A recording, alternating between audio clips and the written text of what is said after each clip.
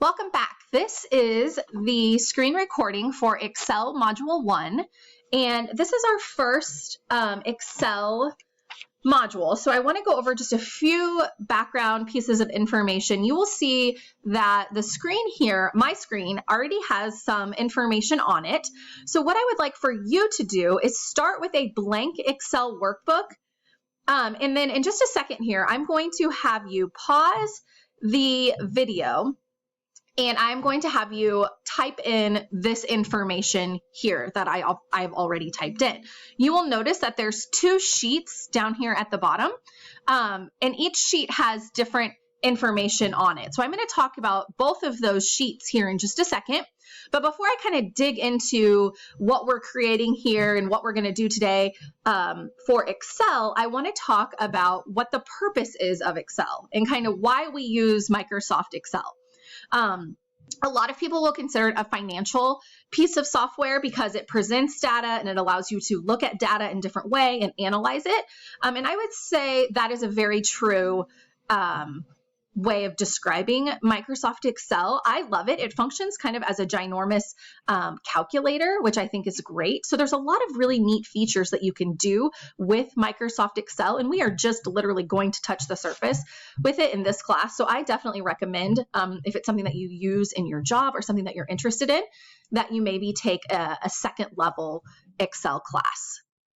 Okay, so what we're going to do is I'm going to have you open up a blank workbook. So the Excel icon is the green icon on your computer with a little X in the corner. So just go ahead and open up a blank Excel workbook and do a File, Save As, and then save it to the location where you typically save your files, whether that's OneDrive or maybe your flash drive or even just the desktop of your computer that you're working on for right now. So I'm going to go to Browse.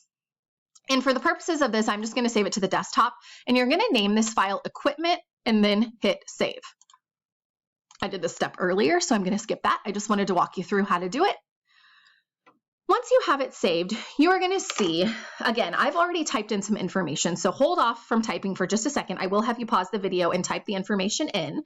But what you're going to see is with Excel, you will notice that in your workbook, you have rows and columns. So the columns are labeled with letters across the top, and you will see the rows are labeled with numbers. And where a row and a column intersects is a cell. So these boxes, the gray boxes that you see everywhere, is a cell. And right now, you'll notice that I have a thicker green box around the outside of a cell, and that is called the active cell. And if I were to input some information, type in some information, it would automatically be typed into the active cell. So you have to be careful when you're inputting information into Excel that you are in the correct box or in the correct cell that you want the information to go into. So for the purposes of this assignment, I want you to go ahead and type in cell A1. I want you to click on it, and then type MedIT. And then in A3, I want you to type author. In A4, I want you to type date. A5, I want you to type purpose. And then in B3, I want you to type your name. In B4, I want you to type the current date. And then in B5, I want you to type the purpose of this assignment. And the purpose of the assignment that we're doing here is to calculate expenses for a medical IT conference. So you're going to see that everything that we're doing relates to those expenses. So this first sheet here that we've created is called the documentation sheet. It's almost like a cover sheet for a report. And then we are going to hit this plus sign right down here, and that will insert a second sheet. And on the second sheet, I am going to have you insert some additional information. But go ahead and pause the video now and type in the information that you see on the first sheet, and then join us when you're ready. Okay, a couple of other things that I want to talk about now, assuming that you have this information typed in. I want to show you how in Excel you have a giant workbook. So that's what you're seeing. A file in Excel is called a workbook, and that's what you're seeing on my screen right now. But within the workbook, you can add additional sheet tabs to separate pieces of information. So in this case, we're going to have two sheet tabs, and the way that you add sheets is you just click the little plus sign, and you can rename the sheets to fit whatever it is that you need. So if I right-click on top of sheet 1 and go to rename, it just makes it like a text box, and then I can change it to documentation. Same with sheet 2. I'm going to right click on sheet 2 and I'm going to rename it to miscellaneous expenses. So pretty simple, right? And just hit enter after you've typed it in and it will automatically update the sheet name. A couple of other things with Excel. You'll notice that the layout of the program is the same as all of the Microsoft programs, right? So you have tabs across the top. The tabs may be different than what you're seeing in Microsoft Word, for example, because those tabs are specific to functions that occur in Microsoft Word. But the logistics of it and the layout is the same. So you may not see a formulas tab in Microsoft Word, but you will see that there still are tabs in Excel like there are in Word. And commands are listed on the ribbon across the top. So there's lots of different commands that we're going to use in Microsoft Excel, and they're all grouped together by similarity. So you still have the groups, right? So you still have the clipboard group, the font group, the alignment group, and then you have the commands that are associated together with those groups across the tabs. Within the cells here on the box, each cell, like I said, has an address. The address is where the row and the column meet.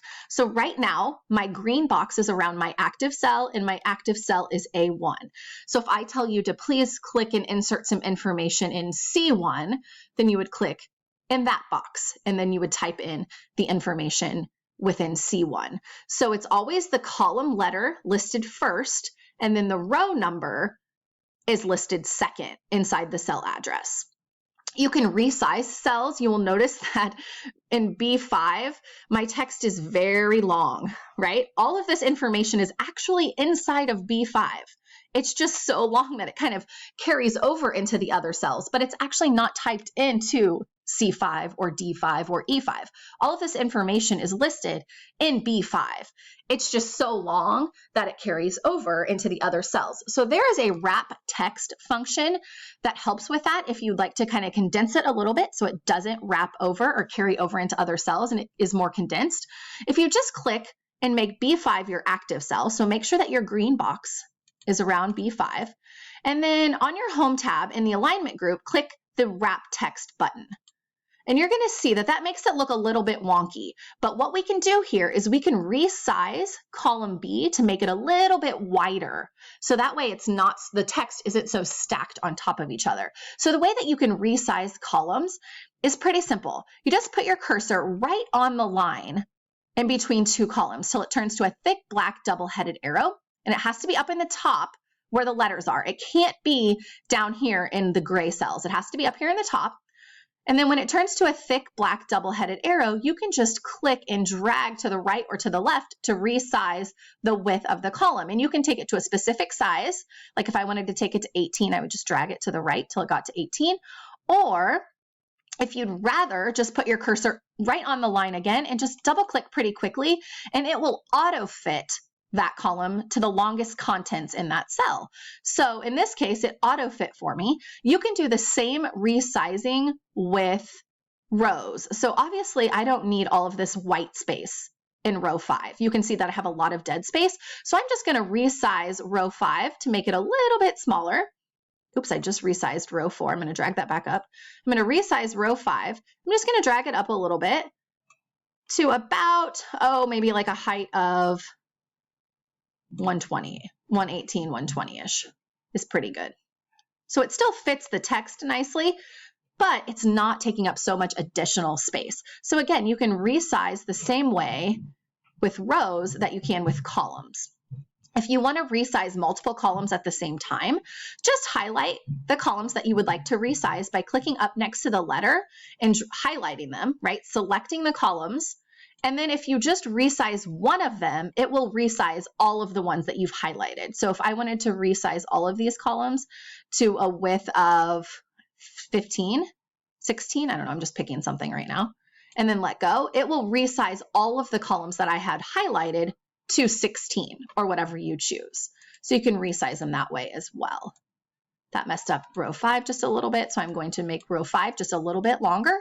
And then I think our first page looks good. So now I'm going to move on to the second page, the miscellaneous expense tab, and I'm going to click on it. If you haven't added a sheet yet, click the plus sign and you can add a sheet and then right click on it and go to rename. And then you can rename the sheet tab to fit whatever it is that you would need. I've seen people create budgets on Excel and have a sheet tab for each month of the year, and they keep track of their budget for the year in one workbook with different sheet tabs. I'm going to give you a second now to pause the video and type the information that you're seeing on my screen, and then join us back when you are finished typing the information that you see, and we will move forward.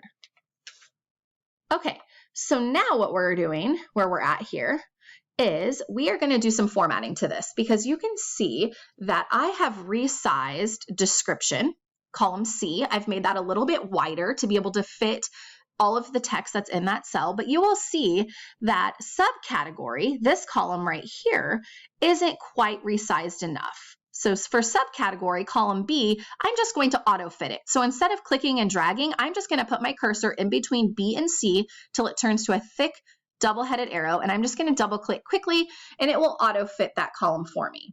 Now, subcategory, I feel like it's auto fitting it at, let me tell you what size, 19.67. That's great. It's wide enough. We can see everything looks great there. It's still even a little bit too wide, so you could condense that a little bit if you decided later that you needed a little bit more space. Maybe you're trying to print this and you want it to fit on one page instead of one column popping over onto a second page. Then you can kind of condense the columns that maybe have some extra space that you don't need all that space. So B would be a column that I feel like we could probably condense down to be, I don't know, that big. So I can still read the word subcategory and the numbers still fit, but it doesn't take up so much additional space. I'm going to also auto fit A. I'm just going to double click next to column A. So expense category, we can see the entire title. And it doesn't necessarily have to be as wide as the auto fit, but it can be if you'd like. I just don't like the extra white space, so I just drag it over.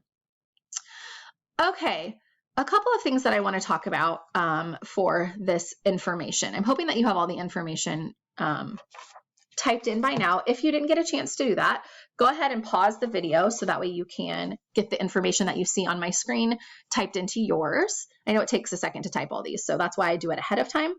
So that way you're not stuck with typing and we're not stuck with wasting video time. So now what I want to talk to you, I kind of just talked to you about some basic formatting, right? And again, in Microsoft Excel, you can do the same size, color, bold, underline formats that you can do in Microsoft Word. It's all the same. So if I wanted to click inside A4 and I wanted to bold the title, equipment categories, and total expenses, it's the same type of command as it is in Microsoft Word. Same with the color. The A with the red underline changes the color for you. So you can do that as well as changing the file type and size and all of that stuff. Alignment is the same in Excel as it is in Microsoft Word. So if you wanted to center align something within a cell, you would do it the same way that you center align in Microsoft Word. You would just click the center align button, and now total expenses is centered within that cell. So a lot of the features are very similar between the two programs. So that's kind of nice because it's not like you're learning new information.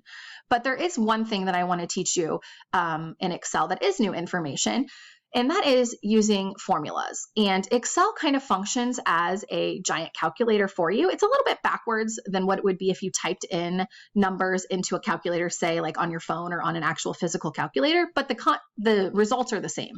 So for example, let's go ahead and look at column F15. And for F15, I want to find the total of the units. Okay, so I want to take the units and I want to multiply them by the cost per unit to get a total. So that's pretty simple, right?